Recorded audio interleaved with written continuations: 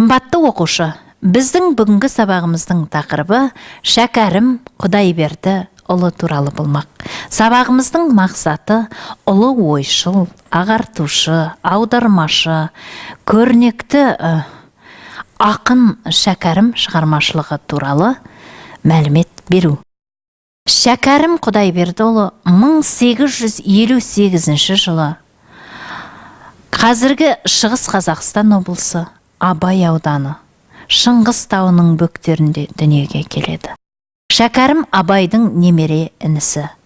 Яғни Құнанбайдың бірінші әйелі Күңкеден туылған ұл Құдайбердінің баласы.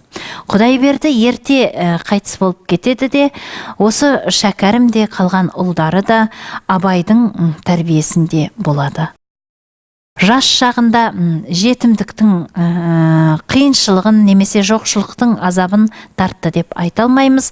Себебі барлықта өскен ұл жас кезінен өнерге, музыкаға, саятшылыққа еркін беріліп, жастықтың қызығында емін-еркін сайран құрады. Бірақ арабша да хат таниды, орысша да үйренеді өз бетімен. Абайдың нұсқауы менен көптеген өнер білімге ден қояды. Бірақ Абай өлгеннен кейін 1904 Абай қайтыс болады. Абайдың екі ұлы Мағауия мен Ақылбай да қайтыс болады.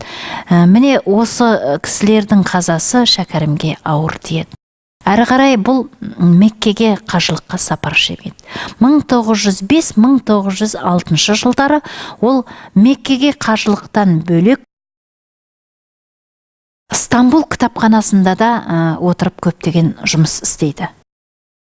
Міне сол сапарда қазақ, қырғыз, түрік һәм ханлар шежіресі деген өзінің және мұсылманшылықтың шарты деген еңбектерін жазып бітіреді.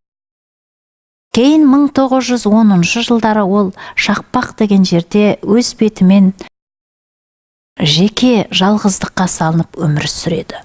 17 жылы кеңес өкіметі орнаған кезде, кеңестік төңкеріс кезінде өз елімен бірге болу мақсатында Семейге, өзінің ауданына, өзінің ауылына келеді.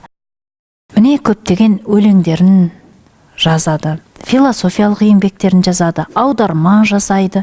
Міне бірақ бұның өмірінің соңғы жағы 31 жылы бұл тыңшы, басқа елдің тыңшысы, халықтың жауы, байдың құйыршығы деген жалған, жазықсыз жазаның құрбаны болып 1931 жылы аңнан қайтып келе жатқан кезде 73 жастағы Шәкәрімді атып өлтіреді де, оның денесін көмуге де рұқсат етпей құдықтың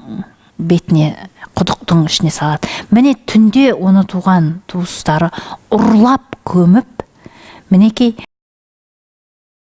50 жылдан кейін 88 жылы ғана бұл кісінің толық шығармашылығы ақталған екен.